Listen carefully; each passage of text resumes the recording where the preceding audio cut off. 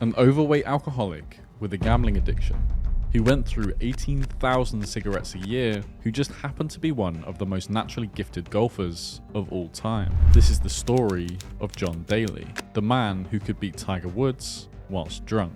Born in California, the not-so-stereotypical athlete started his golfing career at the ripe age of 5. He credited his early learnings to Jack Nicklaus, reading articles about his swing mechanics and taking his learnings to a local baseball field, where he'd practice anything from flop shots to full-on drives. It'd be at this point that he'd begin to hone his skills and develop into the player that led him to be so notorious on and off the golf course. He'd be given the nickname Long John, due to his ability to hit it a mile off the tee, as well as his extremely long backswing. And he was the first player on tour to have an average of over 300 yards off the tee over the course of a whole season. He was also known for his controversies off of the golf course, which included throwing $55,000 into a river, and his extremely controversial diet. I believe nicotine plus caffeine equals protein. There are probably some things I could do to keep my flexibility up, but I'd rather smoke, drink Diet Cokes, and eat, were two of his less outlandish quotes. Sometimes he played like he was the best player in the world, and sometimes he'd launch the ball 100 yards in the wrong direction. You'd probably think it was because he was drunk, but it turns out when he played badly, it might have been because he wasn't. I'm not making an excuse to drink or anything, because, but when I had a good buzz going, I thought I could make everything, play really good golf, and I think it's just because the body's so loose and it's like free, But that wasn't the only way that Long John was different. Your approach to the game is completely opposite any other professional golfer's approach, it seems to me. You smoke, you drink. He has claimed that he never ate any vegetables, and when his father forced him to eat spinach and broccoli, he'd throw it up. But it wasn't until he was given a golf scholarship at the University of Arkansas that he'd find a diet that truly worked for him, and it would be given to him by his first real golf coach. At the ripe age of 18, he was obviously already starting to put on the pounds with this no veggie diet, but his coach had a cunning plan to help him keep the pounds off. But didn't he start you smoking cigarettes? He used to smoke Marlboro Lights, and he said, just start smoking. Here, have a cigarette. And isn't whatever you got to do to keep the weight off. His diet consisted of popcorn, Diet Cokes, and Jack Daniels, stating that he'd regularly consume insane amounts of alcohol that would leave most people drunk for months after. And he had to drink something after all, claiming that he never drank water. I used to drink anywhere from 12 to 20 Diet Cokes a day. How? I went to McDonald's 3 or 4 times a day. To me, they always had the best fountain Diet Coke. I don't know, because I don't drink water. I hate water. I cannot stand to drink water. You don't drink water at all? No, Rich Beam and some of the guys, they call me the camel, because I don't drink water. I never drink water on tour. But somehow, it worked, claiming that he lost the weight he wanted to, which was over 65 pounds. You'd think that would affect his golfing ability, but when he wanted to, he was one of the best players in the world. At times he'd turn up an hour before tee time, after only arriving home from the casino or the clubs an hour earlier. I wasn't drinking on tour, but there was some times on tour that I didn't sober up to about the 13th hole. 13th or 14th hole. But he still found a way to win over $12 million over the course of his golfing career. He turned pro in 1987 and got his first win on tour quickly afterwards at the Missouri Open. He earned his way onto the Ben Hogan Tour after a number of wins in the US and abroad. He then went on to win the Ben Hogan Classic in 1990 and also placed in the top 12 of a PGA qualifying event, which would open the next chapter of his golfing career. After joining in 1991 and getting progressively better over the course of the year, he won the PGA Championship in his first year on tour. He was the 9th and final alternate for the event, only making it in because Nick Price dropped out due to his wife giving birth, and 8 other alternates were unable to play. John, playing just his 3rd major, was able to scoop up Nick Price's caddy for the event, and drove overnight to only just make it in time for his tee time. Being virtually unknown and not even being able to play his practice rounds on one of the hardest courses in the country, he finished the tournament with scores of 69, 67, 69, and 71, giving him a 3-stroke victory over veteran Bruce Litz without ever playing the course before. But it wasn't just the win on the weekend that brought eyes to John. During the first day of play, the round had been delayed due to extreme weather. Tom Weaver, a spectator who'd recently gotten into the sport, was watching with his 2 friends and was walking back to his car after the course was evacuated due to the weather. He'd tragically be struck by lightning, losing his life on the spot, leaving behind a wife and 2 young daughters. Out of the $230,000 that John had won from the weekend, he gave the family £30,000 to try and cope with the loss of their beloved son. Bearing in mind, this was his first big win. He didn't have the millions like the other players on tour. He didn't have any sponsors yet. This would fast-track him to international fame, and he was even named PGA Rookie of the Year. His kindness, surprise victory, and unique personality put him in the perfect position to create a cult-like fan base, representing the average Joe, who enjoyed a smoke and a drink, attracting millions of non-golf fans to the sport. But even though he had a questionable diet, he was also known as one of the hardest working players on tour. That, coupled with his 16 years of experience, helped him peak at just the right time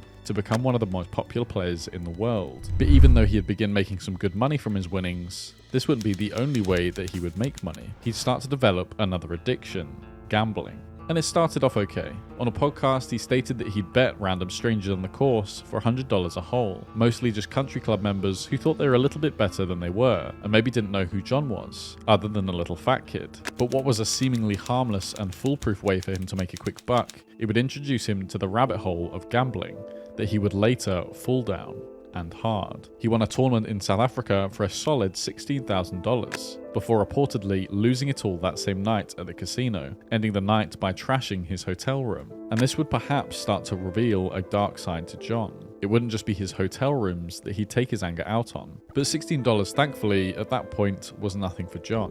After winning $230,000 in his first major win, he also stated in his book that he was being offered huge sums just to hang out with golf lovers at fundraisers for the day. $25,000, $50,000, $75,000. He had also developed a name for himself by being unfiltered, unapologetically him. Being rough around the edges was definitely something that drew people to him, with most other players seemingly being too afraid of the repercussions for being their true selves. It would land him a series of hilarious sponsorships, and allowed him to take on partners that other players might be afraid to take on, with one of his most recent ones being Hooters. In 1991, he stated that he made over $200,000 from his first contract with a golf brand, and all he had to do was play with ping clubs for the following year. Then in 1992, he'd sign another lucrative contract with Wilson for 10 years that he claimed made him millions of dollars more. Even though the young superstar was already making millions, his diet and bad habits would start to catch up with him.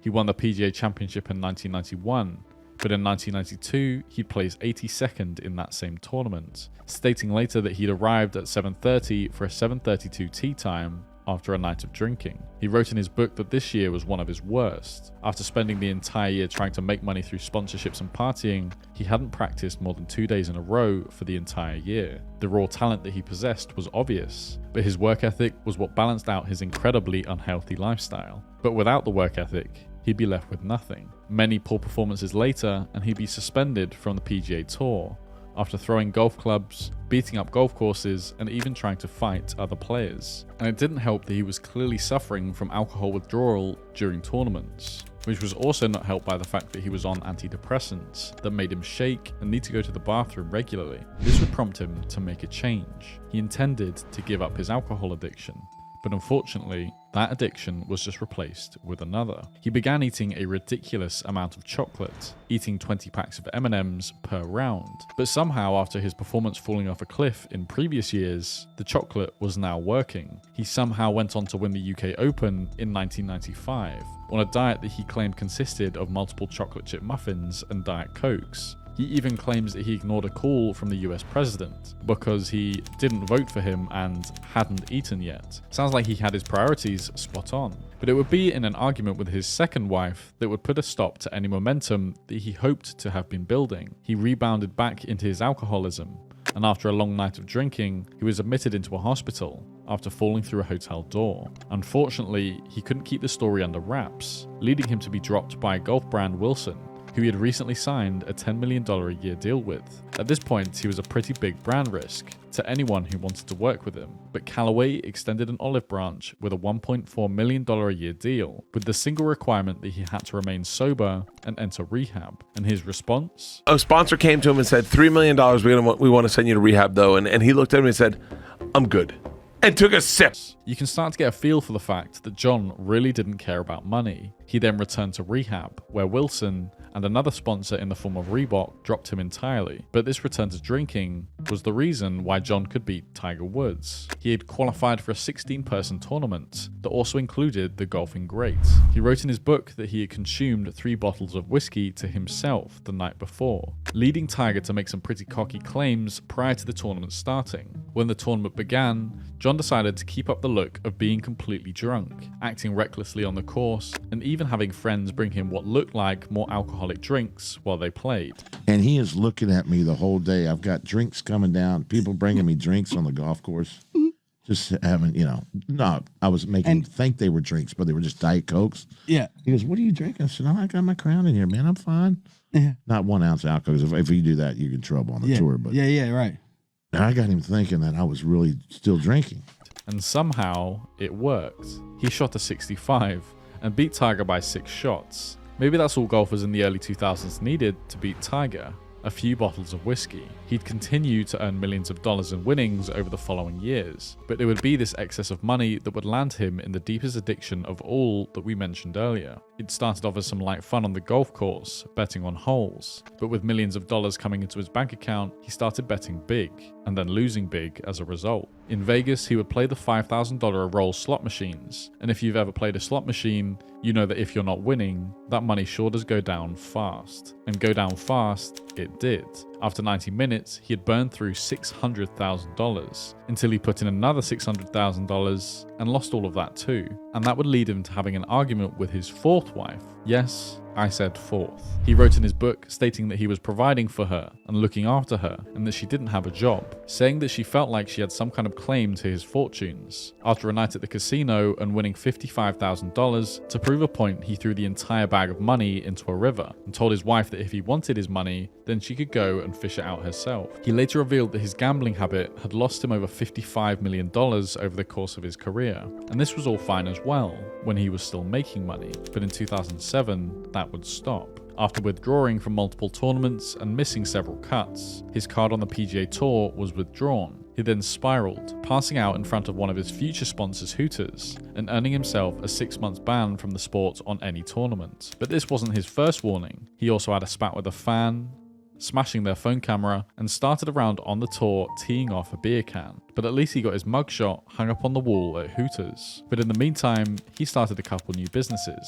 His first being his attempt to revolutionize golf dress code. He'd start to wear extremely outlandish outfits, and even partner with a clothing brand to sell some of his own, which is actually rather successful today. His second venture was slightly worrying. Outside of the Masters tournament in the parking lot, he had an RV with a banner saying John Daly merchandise on top of it, and was selling balls and old belongings to adoring golf fans. Fans were obviously concerned. Had he really lost all of his money? He'd easily made over $50 million over the course of his career. But his third venture proved that he still had money to spare, a golf course. And you'd think it would be a success, until it wasn't. But like we mentioned earlier, John didn't care about money. It was the least of his worries, amid all of the other addictions that plagued his life. He stated that all he cared about was giving kids and the less fortunate the opportunity to play and enjoy golf. Yet another example of why the brash and rough around the edges figure was so loved and adored by a large portion of the golf industry. He was outlandish, he was loud, he was controversial, but he had the heart to try and help and stand up for the little guy, even if he wasn't much of one himself.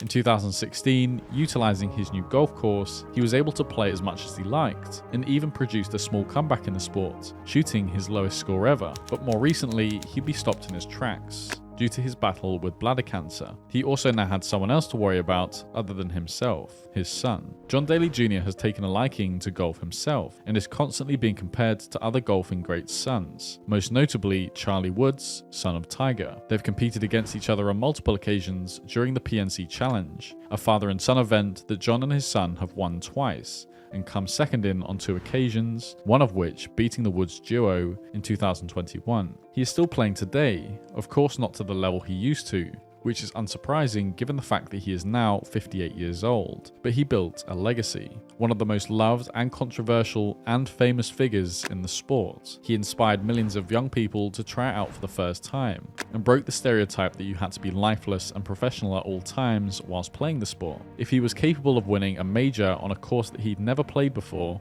with the diet that he had, with 1 day of prep, Who knows how good he could have been if he was as disciplined as someone like Tiger? Maybe we'd see someone else in the greatest of all time debate.